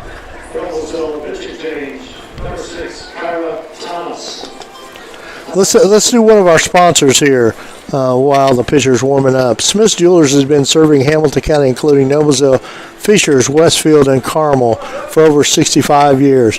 Many jewelry stores have come and gone, yet Smith's remains. If one were to ask how and why, the answer would be our outstanding jewelry selection and customer service.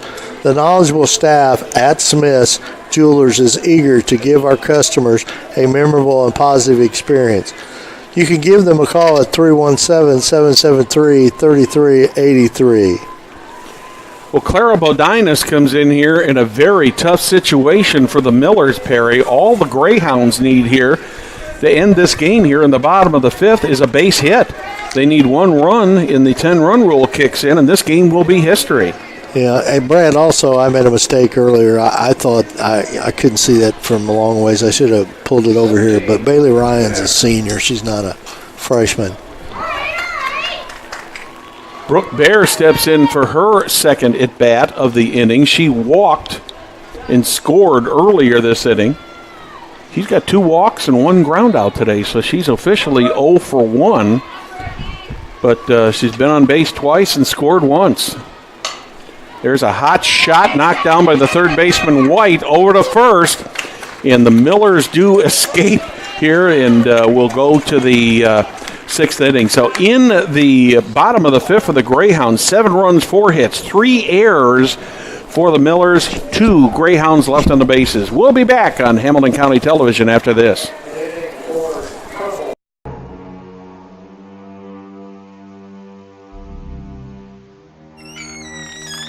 Can I help you? Yeah, I'm looking for Logan Street signs and banners. You found us. But this ain't Logan Street. This is South 10th. We moved 22 years ago. Well, how come you didn't change the name? That would have just confused people. Well, actually, South 10th is Allisonville. If you're from Fishers. Well, before that it was 37A, and before that it was State Road 37. So you're telling me that Logan Street signs and banners isn't on Logan Street anymore. It's actually on South 10th. That's Allisonville and Fishers. And before that, it was 37A and 37? So you got that straight? Logan Street signs and banners conveniently not located on Logan Street, but rather South 10th Street in Noblesville. Exactly. Welcome back to Hamilton County Television's presentation of IHSAA softball from the Cherry Tree Complex here in Carmel.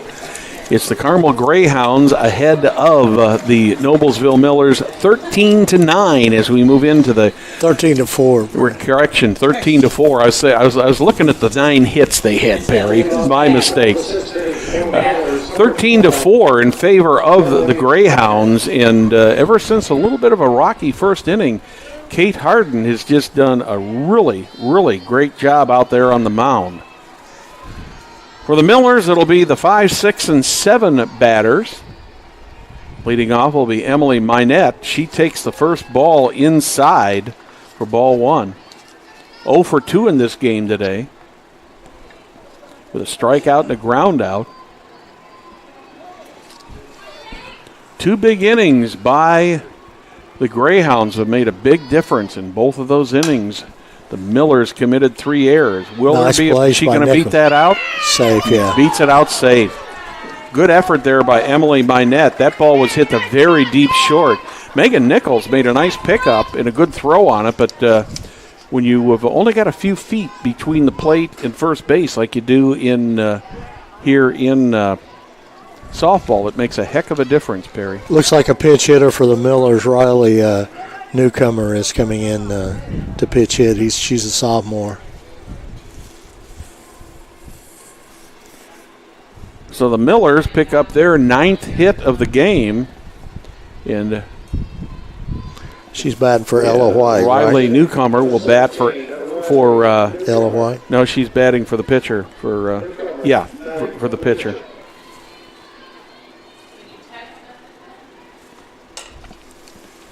Ground ball to third, going over to second for one. Do not make the play. So Minette is forced out 5-6 for the first out. Newcomer reaches on a fielder's choice. And it's the designated player now, number 10, Riley Moore.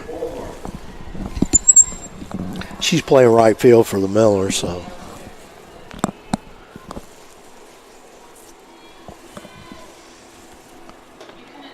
That one's a little bit inside. Throw down to first. Newcomer is back in plenty of time.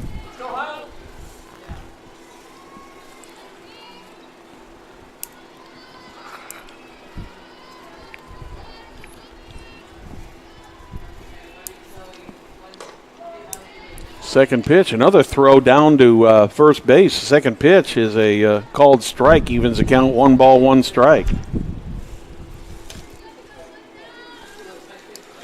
Riley Newcomer, a sophomore. The 1-1 pitch. That one's fouled off to the left.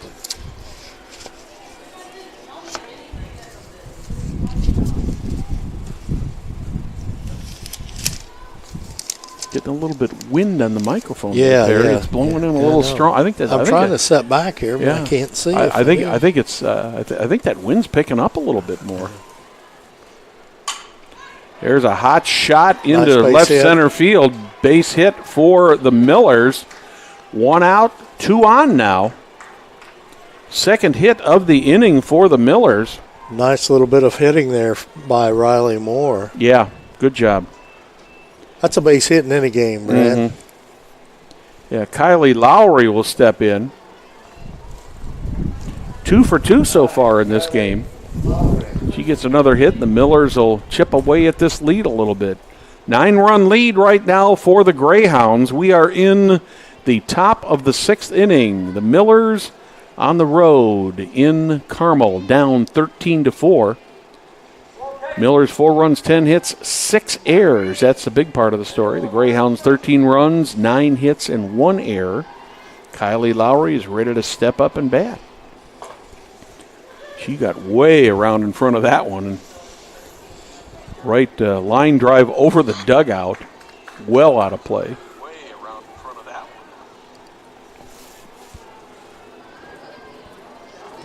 one. Lowry steps back in at 0-1.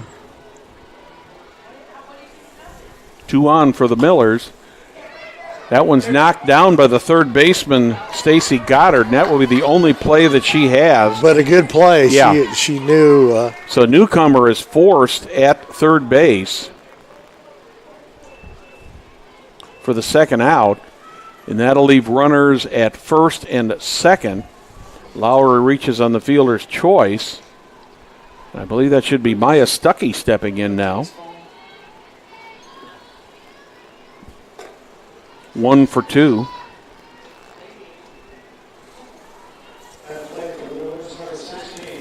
Oh, correction. We have a pinch hitter for the Millers. Number 16. You got a 16? No. I don't see 16 on the list. Swing and a miss.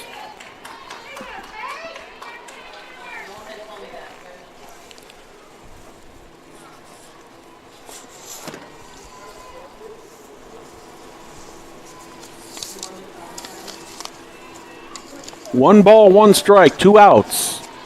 Miller's on first and second. That one's inside, makes it 2 balls and a strike.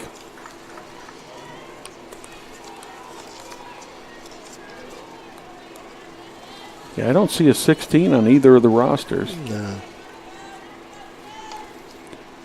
The 2-1 pitch from Kate Harden. Swing and a miss. 2 balls, 2 strikes. 2 runners on, 2 outs. We are in the top of the 6th from the Cherry Tree Complex.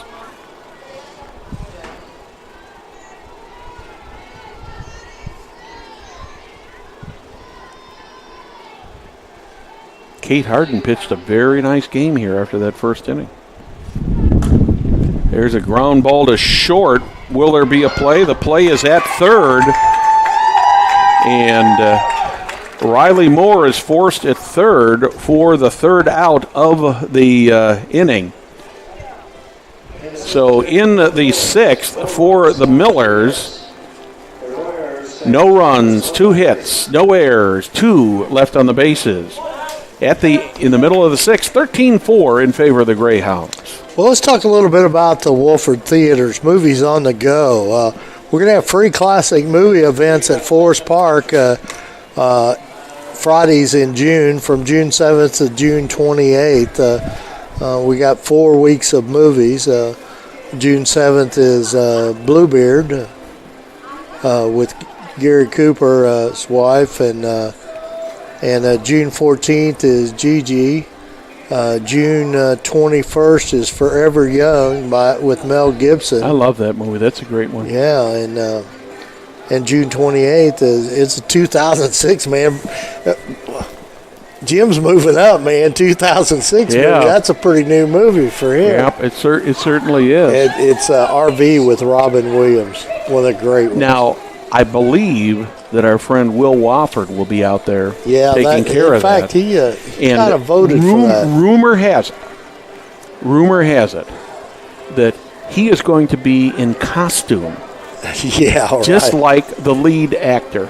Yeah, I want to see his imitation of Robin Williams. Yeah, I'm sure he'll be doing that. He's got the good looks of Mel Gibson, but I also want to see him as Bluebeard. But the one I really want to see him is I want to see his Gigi impression. Yeah, that ought to be good. Did you get the camera back up, Jim? We are moving into the bottom of the 6th. First pitch to Maddie Surlis is grounded out. She is out. So got 1 out here. 1 pitch, 1 out. Yeah, 1 out, 1 pitch, 1 out. Hey, that's good. That's a good thing, right? Yeah. Well, the Millers have started that way a couple times. Yeah. Ella Ornval, excuse me. Let me get that right. Takes the first pitch for ball 1.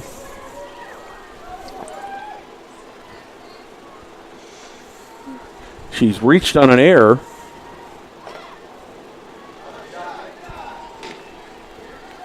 Two balls, no strikes.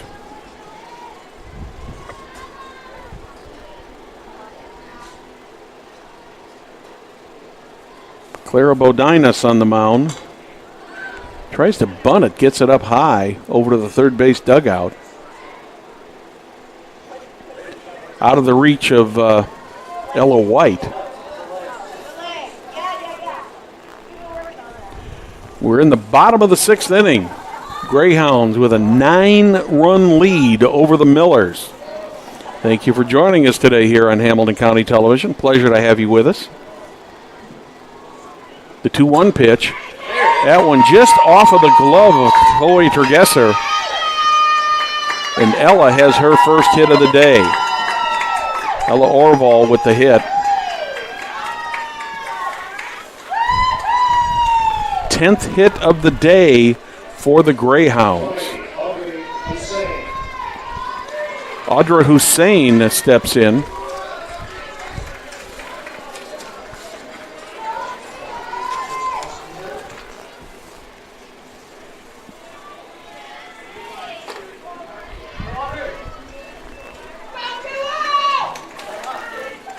Hussein has been on base. She is 3 for 3, 2 singles and a triple in this game. She's done a lot of damage. She scored three of the Greyhound runs today, Perry. That's gonna hot shot to third. Will there be a play? Good play. Great play by Ella White to recover from that. I mean, that ball was hit right at her on a line. She managed to knock it down and get it over first to retire Hussein for the first time today. But on the play, Orval moves over to second base. So there's 2 outs here. And that brings up the center fielder, Ariana Zobalak. Sacrifice in the 4th. Retired on a pop fly to the short. Stop in the 5th. Reached on an error in the 3rd.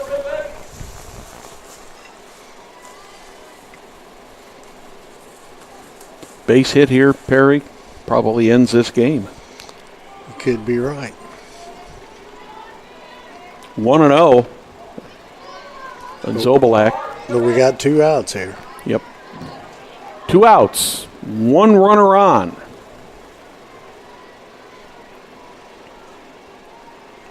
Orval at second base.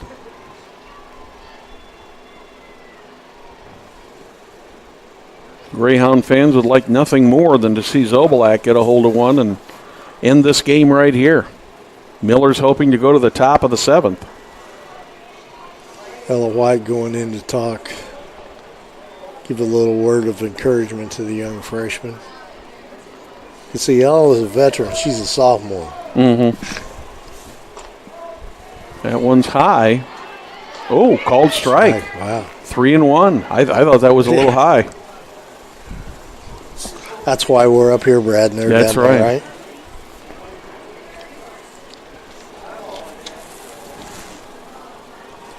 The 3-1 pitch on the way from Bodinas. Nice catch here by Ella White. Nice line drive catch by Ella White. So the Greyhounds are retired in the bottom of the 6th. No runs, 1 hit, no errors, 1 left on the bases. Through 6, Greyhounds 13, Millers 4. We'll be back after this on Hamilton County Television.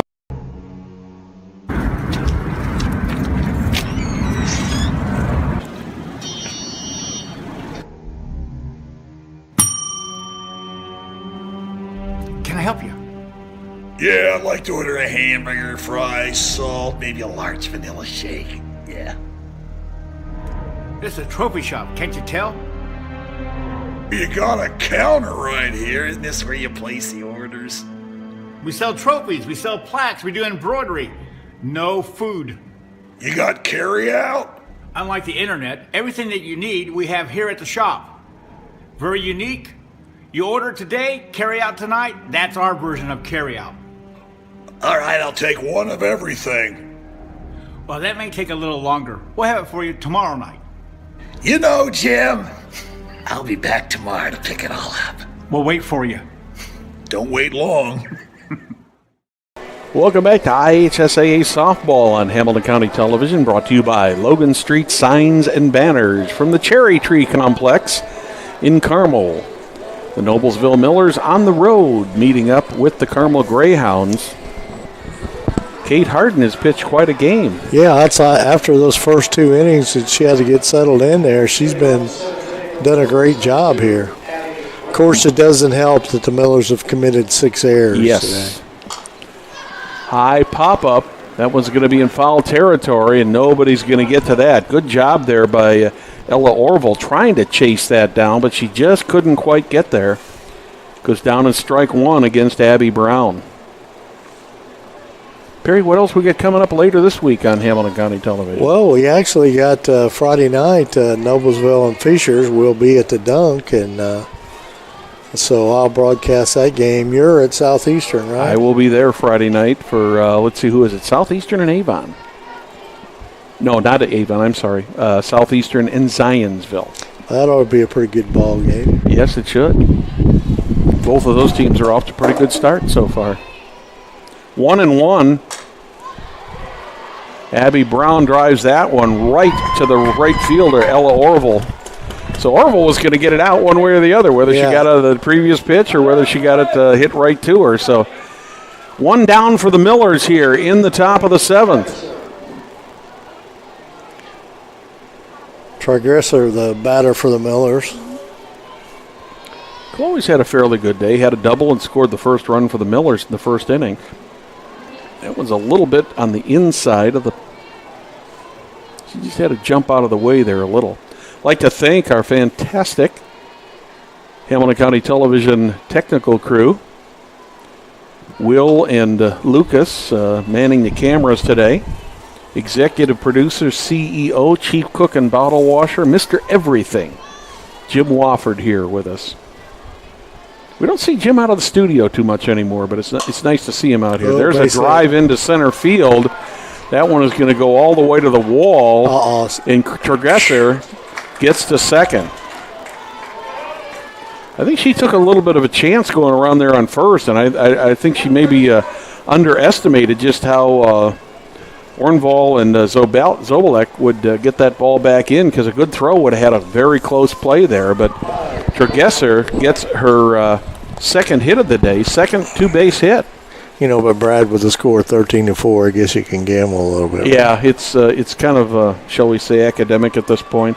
Well, they decided not to pitch to Ella White. Well, she's got a home run and a double and a ground out, so 1 out, 2 on now. That's not Julia Furiak. That's Alyssa Solomon stepping up as a pinch hitter for Furiak. Instead of running, she's going to pitch hit. Mm-hmm. She's also a catcher, so she'll probably go in to catch, I would assume. If necessary.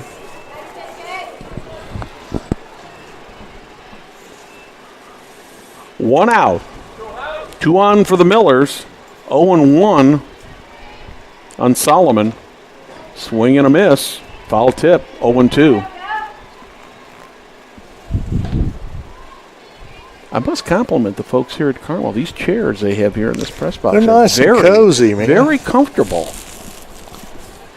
Not that I don't already have a lot of padding, but I don't need a whole lot more. There's one right to the second baseman or to the shortstop, and this game is over on the double play. So for the Millers in the top of the 7th, no runs, 1 hit, no errors, nobody left on the bases. Final score, Greyhounds 13, Millers 4. Perry, quickly wrap it up. Your thoughts on the game? Just too many errors by the Millers, and Katie Harden came in and pitched a great game after 2 innings. So, that kind of sums it up. She did. She did a great job. A little bit rocky in the first inning, but after that, she did a great job. Well, we'd like to thank you for watching today's broadcast of IHSAA Softball on Hamilton County Television, presented by Logan Street Signs and Banners, celebrating 27 years in business. We'd also like to thank our other great sponsors, Noblesville Trophies, Community Health Network, Church, Hiddle and Entrim, Smith's Jewelers, Green Scene Lawn and Pest, Wofford Theater Outdoor Movies at Forest Park, Hamilton County Radio, the Hamilton County Reporter, and Logan Street Sanctuary in Noblesville. On behalf of our entire technical crew of Jim, Lucas, and Will, and Perry Williams, I'm Brad Silbert. Good night from Carmel.